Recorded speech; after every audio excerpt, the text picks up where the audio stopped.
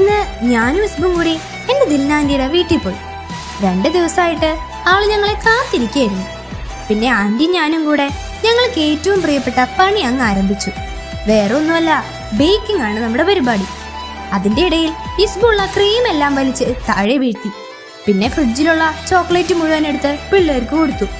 അന്നേരം ആന്റി ആളുടെ ട്രിപ്പ് പോയ കഥ പറഞ്ഞുകൊണ്ടിരിക്കുകയായിരുന്നു. ഹോളിലാൻഡിലോട്ട് പോയത്, അതും ബെത്ലഹേമില്. അപ്പോഴേക്കും ഇസ്ബു വന്ന എന്റെ ചെവിയില് പതിയെ ഒരു പാട്ട് മൂളി.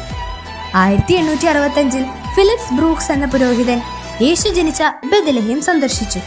അവിടെ നക്ഷത്രങ്ങൾക്ക് കീഴിൽ കിടന്നിരുന്ന ചെറിയ പട്ടണത്തിന്റെ സമാധാന രൂപം അദ്ദേഹത്തെ ആഴമായി സ്വാധീനിച്ചു. അമേരിക്കയിലേക്ക് മടങ്ങി കുറച്ചു നാളുകൾക്ക് ശേഷം അദ്ദേഹം എഴുതി, "O little town of Bethlehem, how still we see thee lie." പള്ളിയിലെ ഓർഗനിസ്റ്റായ ലൂയിസ് റെഡ്നർ പാട്ടിന് സംഗീതം നൽകി. ഈ ഗാനം നമ്മെ ഓർമ്മിപ്പിക്കുന്നത്, ചെറുതായിരുന്നെങ്കിലും ബെത്ലഹേമിൽ ഒരു വലിയ അത്ഭുതം നടന്നു. ദൈവം മനുഷ്യരിലേക്ക് ഒരു കുഞ്ഞായി പിറന്നു. ചെറുതായാലേ നമുക്ക് വലുതാകാൻ കഴിയൂ. Oh, little town of Bethlehem, how still